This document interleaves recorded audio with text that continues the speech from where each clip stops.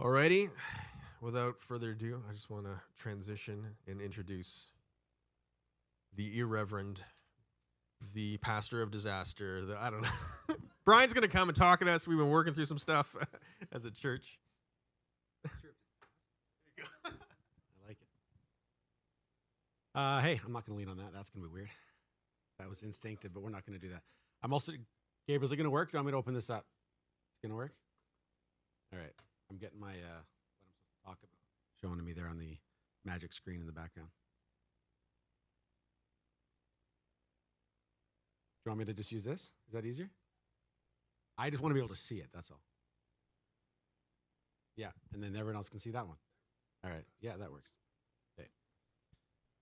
Okay, so some people might know, some people might not know, but I'm part of the board, and we've been working through an exercise to try to get some clarity and definition around our purpose statement. And a purpose statement is sort of an interesting thing. Organizations love to make statements. You've heard vision statement, mission statement, all kinds of statements. But we've been working on a purpose statement. So Gabriel, if you go to the next slide, or Ryan, I guess you go to the next slide. Man, you changed quick there. Want to talk about what is a purpose statement just to start. So a purpose statement communicates why an organization exists, okay, why it was created, the reason behind everything it does. It does not talk about what the organization does. It doesn't talk about how it does those things. It's just there to communicate kind of the reason for its existence. And just for fun, I put up a couple purpose statements from some brands, organizations you may have heard of. So Starbucks says they exist to inspire and nurture the human spirit, one person, one cup, and one neighborhood at a time.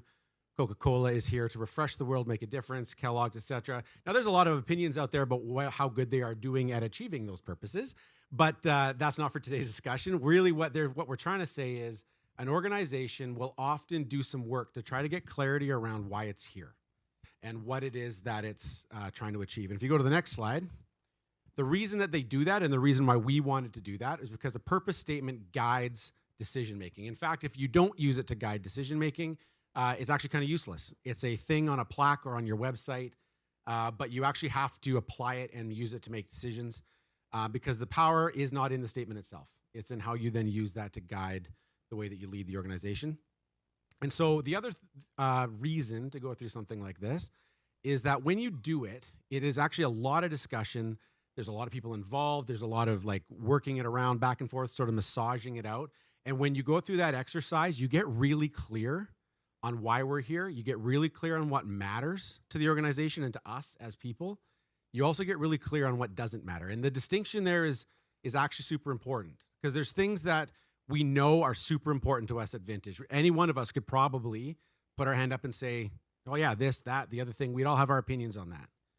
There's some other things that are quite obviously not important to us whatsoever.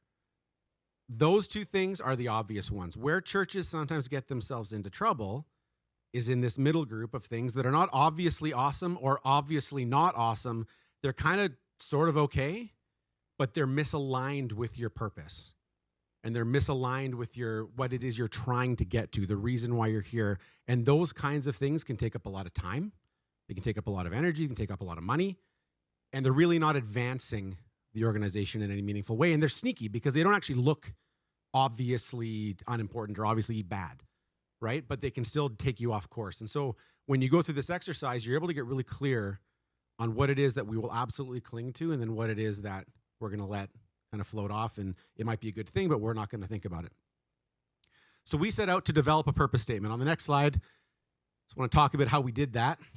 We first and foremost, we thought it was really likely that the purpose was out there, so to speak, in the Vintage community. We were very clear that we did want to set out to sort of write something new. We wanted to give common language to something that already existed in the hearts of our people. We were quite sure, Vintage has been around for a while, that we didn't need to go and invent it. We just needed to try to call it out and get it down into paper and give it a name. So we met with a group of vintagers. I actually played around. It was vintagers, vintageites, vintageitarians. I didn't know what to call it. Vintagidians? Anyways, we'll have to work on that one, but I went with vintagers because it was shorter. So we met with a group of people from Vintage in January. What's that? Yeah, yeah. I like that. An vintager. All right. And we asked a bunch of questions, and the questions were intended to stimulate discussion about why they came to Vintage in the first place, why they stayed, things that they've been a part of at Vintage that they absolutely loved, what kind of emotion that drew out of them. Like, we really tried to get a conversation going around what is it that makes Vintage special. And we learned a bunch of things. So I'll have a couple here that I wanted to call out on the next slide. So the first thing that we kind of came out of the comments was that Vintage over its years has done things like Shine, West Side Days. We had time in the theater. We had time in the studio. And people generally liked those things, but the things themselves actually aren't really what mattered to them. When you got them talking about the thing, really what it is the relational connections that were formed there were actually where all the power was. It was a context for relational connection, but that's really where the power was. The thing was popular. It was nice. We should do it again. But if we would do those things and not have any relational connection happening at them, then they would sort of lose their meaning. The other thing that was called out is that for some, interestingly not everybody, but for some, part of what makes Vintage special is this sort of non-traditional way that we sort of are a church. We don't look like a normal North American church. We don't operate or act like a normal North American church. And for some people, they actually really value that. And that was called out in sort of the feedback as well. The other thing was we had this very long list. I remember I was asking it, we said we asked all these questions. And what came out of that was this huge list of experiences and emotions and feedback. Interestingly, though, there was a very clear thematic sort of tie around two main points. Number one was people really value the relational connectedness that they get at Vintage. That was huge. It was almost in every comment. And there's this sense of purpose and meaning. There's this sense that we're a part of something, that it's different. We're driving towards something unique, something new. We're not just here to participate, get a ribbon. There's a sense that we're actually a part of something that's got a direction. So we took that and went to create a purpose statement. I threw some examples of ones up there that we worked through and rejected. Glorify God through real or authentic or meaningful or genuine relationships, to create or facilitate purposeful interactions that honor Jesus, make others feel loved, etc., because relationships are everything. And the last one, which I won't say who suggested that one, but it definitely wasn't Devore, if you're curious. Definitely don't ask Devore if he said that, because it for sure was not Devore. Okay, so we worked through all of this. We even worked with Devore a little bit, but that was not him, just so we're clear. And here's where we landed. 3 words: discovering God together. And the board came out of the session. We said, this feels like it captures the meaning and the heart behind what we're trying to get to. We want to put this in front of the church as our purpose statement and get some feedback on it. So I want to talk about it really quick. I promise I'm almost done. So all that work for 3 little words. The truth was, this happened over a span of 4 months, probably. A lot of back and forth, a lot of kind of nitpicking and ripping sentences apart and tweaking words. There's this real temptation to want to wordsmith this sort of stuff and get exactly the right word. Here's why we love it. It's simple, but it's potent. You can deliver it in one breath, and it has a huge amount of meaning in it. The focus is on the individual and personal discovery of God's truth, but it's done through the lens of relationships. So we all have a sort of a responsibility and a need, a desperate need, to discover the truth of God in our own lives. But we also believe that happens best in a relational context. The discovery theme is intended to allow for people at various stages of their discipleship journey. There's not a prerequisite of holiness you need to hit to be able to get connected at Vintage. The idea is we're discovering together. Some of us have discovered things that others have not yet. And even that isn't really linear, because I think you could be a Christian for a really long time, and there's someone who's a Christian for like 5 minutes. They probably discovered some of God's truth that you still haven't learned. So it's this idea that we are in discovery together in relationship, no matter what that looks like for you in your journey to this point. You can be here, you can discover God with others.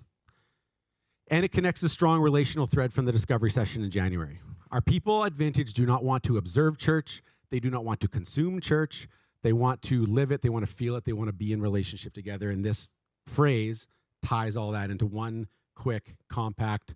Why does Vintage here? Well, we're here because we want to discover God together. And that's the way the purpose statement unfolded. So what next? Well, the board said at our last meeting, we should take this to the church and we should allow some feedback. We got that little kind of quote there at the top, which I think is super important for something like this. Actions without intent is a waste of time and energy, but intent without action is just simply a waste. So the reason for a purpose statement is it provides focus. We can run around, do a lot of things, But when doing that, you can waste a lot of time, you can waste a lot of energy, you can spin your wheels. At the same time, we could go to all this work, develop a purpose statement, and do nothing with it, and then that's not good either. It's just a waste, okay? So what we want to do is we want to start to transition into actions. We need to start to apply the statement so that it gives us the value that was intended to, right? It's not about the statements, but how you use it to make decisions. So the first step was put it in front of the church and let some feedback on it. And then we need to use it to start asking some big questions. We have some things in front of us that are big sort of question marks that the leadership needs to work through. How and where are we going to gather? The studio has its lease coming up next year. This studio itself was extremely well aligned for Vintage during the COVID time when we needed this space. But for how we're using it now, I don't think there's many people that would say this is like the best environment for a worship gathering.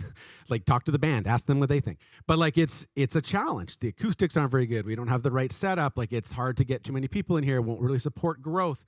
Like, there's some big questions we have to ask about the studio. There's some questions we have to ask about how the flow of gatherings is going to look, corporate gatherings like Sundays, life churches. What can we reasonably ask of Ryan and Lesia out of their time as a church that does not fund them in any way? Like, they still have to go live their life and do their things. And then I think a big question too is what Vintage, the organization, can and has to do to help Vintage, the people, discover God together.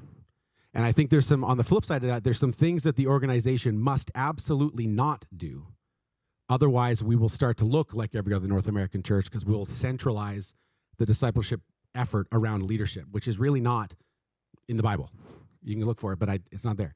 So what we have to do is try to understand, get really clear on what will the organization do and what will the organization not do to help our people discover God together. And the statement will help us guide that, but it is time to shift into actions. So last slide, I think. Yep. So the purpose of today was, again, update you all. We're going to post it to Basecamp. I think Ryan said you might even take this video clip and put it to Basecamp for people who aren't there. Maybe. Anyways, you might see a video clip, you might not, but the statement will for sure end up in Basecamp at some point. We're going to allow 2 weeks for people to give feedback, okay? We want there to be some time for people to kind of think about it, pray about it, and offer any feedback to the board. I had that little note in there. We're talking about content, not craftsmanship, okay? So it's like, I don't know if I like the word like together or if I prefer like collaboration. Like, we're not looking for stuff like that. What we want to know is, does the theme just totally miss for you? Or does it feel like it's got it? Because you can really wordsmith the death out of these things, and there's just no value in that. So really what we want to know is it hitting you or is it not? Does it capture the Vintage flavor and what it is we're trying to be, or does it not? And if not, why? And then we want to, if there's any like major concerns that come out of that, then we'll work that through and decide what to do at that point. And then if not, we will formally adopt the purpose statement at our board meeting on May the 30th. And then we have to immediately start working on a prioritized set of strategic actions. Because like I said, we have some big questions in front of us. They're all very much answerable. We are starting to work on some thoughts around how to answer those already. But now we'll be able to have this to sort of guide us as well, as a piece of clarity in sort of our leadership toolkit, if you will. So that is the update. Last slide is really just that thing together. So wanted to kind of just get everyone caught up to speed. We actually meant to do this earlier. Some people have been asking, hey, we did that thing in January. Like, where'd you get to with that? It just took us a bit of time to kind of to work it all through, but that's where we got to. All right. So for anything else, look to Basecamp. It'll be up there hopefully within the next day or two.